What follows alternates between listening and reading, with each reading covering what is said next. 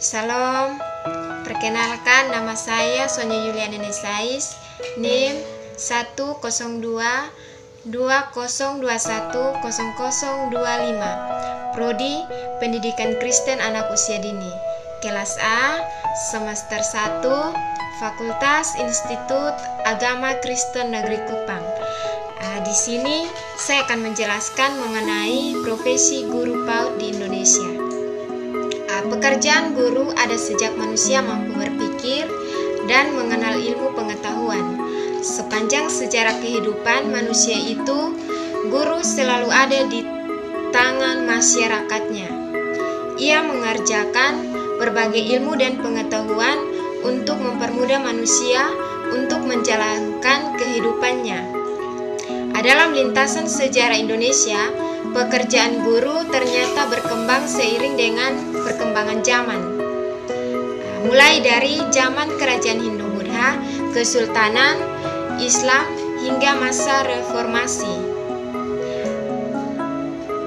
Pada zaman dahulu sebelum agama masuk ke Indonesia, seorang ingin belajar harus mengunjungi seorang betapa.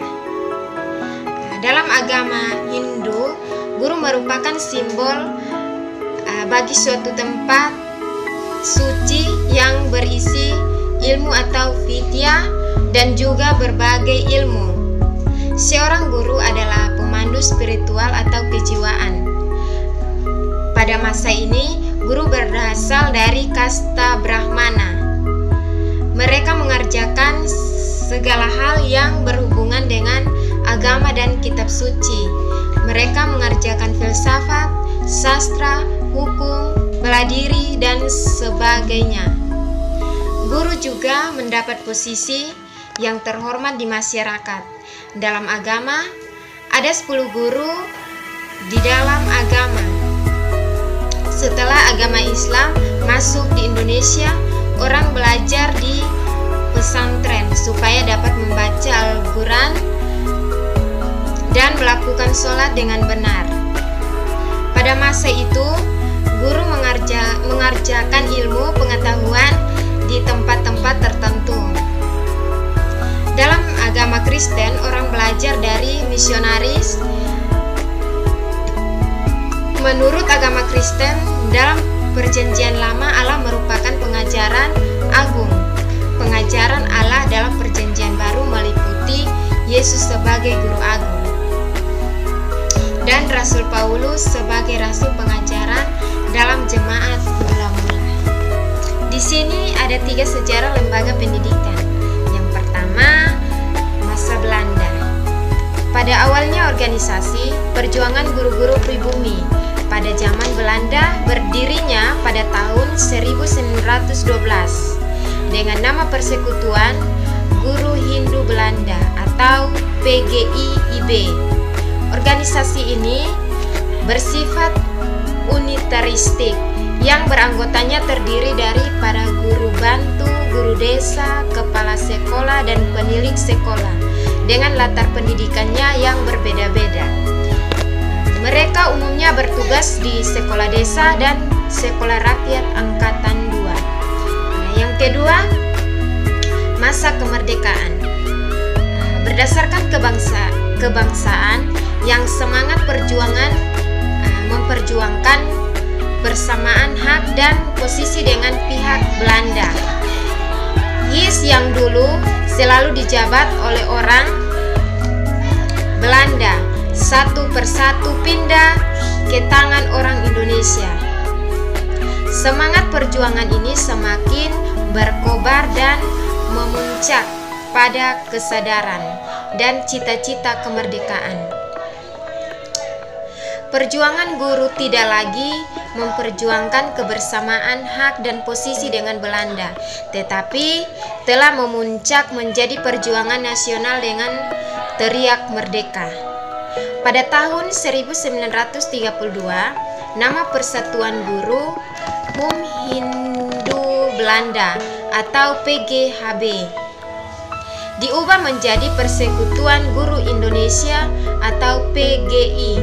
Perubahan nama itu menunjukkan pemerintah Belanda karena kata Indonesia yang mencerminkan semangat kebangsaan sangat tidak disengani oleh Belanda. Yang ketiga, pada zaman penduduk Jepang. Pada zaman penduduk Jepang, segala organisasi dilarang, sekolah ditutup, Persekutuan Guru di Indonesia atau PGI tidak dapat lagi melakukan aktivitas semangat. Semangat proklamasi 17 Agustus menjiwa pelenggaraan Kongres Guru Indonesia. Pada tanggal 24 sampai 25 November 1945 di Soekarno, melalui kongres ini segala organisasi dan kelompok yang didasarkan atas perbedaan tamatan, lingkungan daerah, politik, agama, dan suku sepakat dihapuskan di dalam kongres pada tahun 25 November 1945, 100 hari setelah proklamasi kemerdekaan Republik Indonesia. Persatuan Guru Republik Indonesia atau PGRI didirikan. Dengan semangat pikir kemerdekaan pedoman oleh tentara Inggris atas studio PRI Soekarno, mereka serentak bersatu untuk mengisi kemerdekaan dengan 3 tujuan, yaitu yang pertama, mempertahankan dan menyempurnakan Republik Indonesia. Yang kedua, mempertinggi tingkat pendidikan dan pengajaran sesuai dengan dasar-dasar kerakyatan. Yang ketiga, membelah hak dan nasib buruk umumnya guru Indonesia itu. Semua guru Indonesia menyatakan dirinya bersatu di dalam wabah Persatuan Guru Republik Indonesia atau PGRI. B. Lintas sejarah PAUD di Indonesia. Lintasan sejarah PAUD dibagi menjadi beberapa periode, yaitu penjajahan Belanda, periode Taman Siswa, penjajahan Jepang dan awal kemerdekaan, dan gerakan yayasan bersekolah pada ibu, Taman Kanak-kanak, Al-Quran oleh BKPRMI, periode lahirnya PAUD tahun 2003 hingga sekarang. Ada 2 periode penjajahan Belanda. Yang pertama, dalam penjajahan Belanda terdapat Trouble School, yaitu sekolah yang menggunakan sistem Proebel bagi anak Belanda, Cina, dan anak dari kaum ningrat yang bekerja dengan pemerintahan Belanda. Kemudian beberapa lama muncul sekolah bagi anak usia dini yang menggunakan sistem Montessori. Bagi Montessori pada tahun 1922 lahir Taman Indria yang didirikan oleh Taman Siswa yang di Yogyakarta, merupakan produk awal bangsa Indonesia. Lalu Ki Hajar Dewantara 1940, sekolah untuk anak berusia di bawah 7 tahun. Ketiga nama itu dikenal nama pula. Yang kedua, Kindergarten, School, Banwar School, dan Voorklas. Sekolah Trouble, sekolah Froebe atau Froebel School yang berasal dari Friedrich 1782 sampai 1852, seorang tokoh pengajaran dan sekaligus bapak kindergarten dunia yang berasal dari Jerman.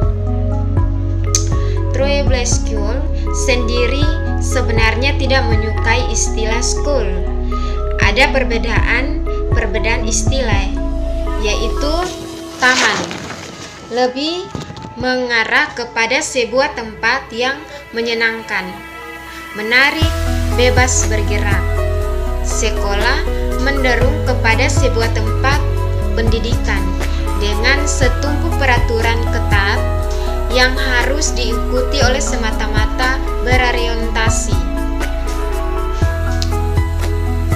Sekolah Interstore berasal dari nama toko Maria Montessori 1870 sampai 1952, mulai dikenal di Indonesia sekitar tahun 1940-an.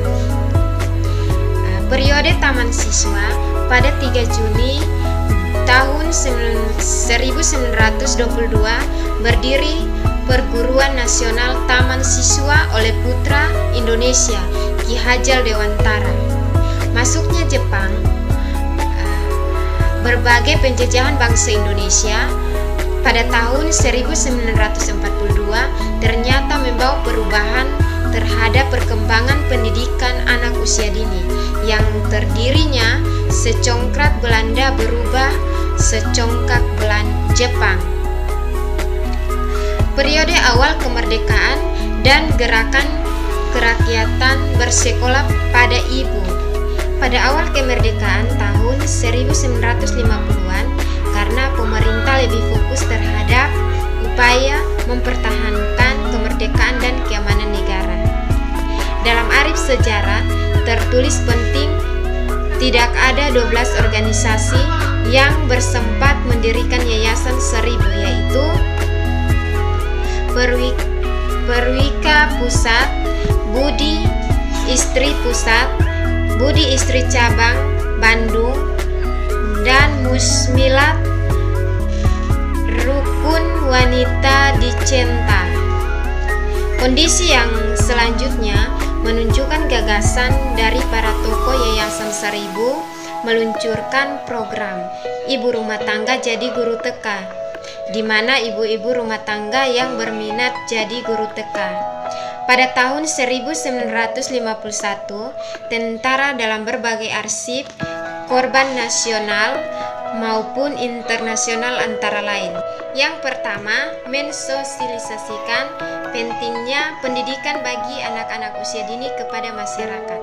Yang kedua, memotivasi masyarakat, kaum berada dan para pejabat agar mengizinkan generasi rumah hingga kantor pemerintah yang kosong untuk dimanfaatkan sebagai tempat belajar anak usia dini. Yang ketiga, mendirikan lembaga kursus dengan lama pendidikan 1 tahun sebagai tempat persiapan calon guru anak-anak, dikenal dengan kursus pendidikan guru taman kanak-kanak atau KPGTK. Periode lahirnya tahun 2003 sampai sekarang, Undang-Undang Nomor 20 Tahun 2003 Pasal 28 tentang penyelenggaraan PAUD. Pada tanggal 23 Juni 2003, secara berkualitas jumlah PAUD yang terdiri memang meningkat sangat drastis. Dengan demikian, banyak hal yang perlu mendapatkan perhatian khusus dari pemerintah, seperti kualitas guru, program belajar atau kurikulum, tata kelola dan hubungan yang harmonis dengan taman kanak-kanak yang sehubungan dengan harmonis bangsa taman kanak-kanak yang sudah lebih dahulu berkembang. Ada 3 latar belakang dan tujuan penyelenggaraan PAUD di Indonesia. Peluncur program PAUD secara nasional pada pertengahan tahun 2003 dilatar belakangi pada beberapa.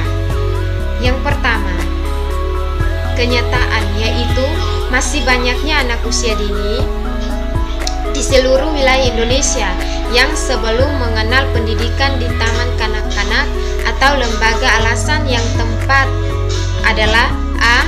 Minimnya pengetahuan dan kesadaran pada orang tua tentang pentingnya pendidikan bagi anak-anak usia dini. B. Masalah pendidikan bagi anak-anak usia dini. Yang kedua, alasan pemerintah pendidikan dengan adanya PAUD diharapkan dapat memberikan kesempatan kepada anak-anak terutama. Yang ketiga, sebagai salah satu bentuk konfres pemerintah terhadap laporan beberapa badan dunia tentang rendahnya kualitas pendidikan anak-anak di Indonesia. Indikator itu menyebabkan daya saing sumber daya Indonesia rendah dibandingkan dengan negara-negara di kawasan Asia. Oleh karena itu, Indonesia perlu melakukan strategi baru dalam memperbaiki dan meningkatnya kualitas bangsa melalui pendidikan berkualitas, dimulai dari pendidikan anak usia dini. Pengembangan sumber daya Indonesia menjadi salah satu internasional memasuki era Minrerum. Gerakan Education for All yang dicandangkan dalam semacam pada tahun 1991 deklamasi Dekar dalam turun kerja untuk merespon kebutuhan dasar yang merekankan bahwa pendidikan harus menyentuh semua lapisan masyarakat. Sekian penjelasan singkat dari saya. Terima kasih. Salam.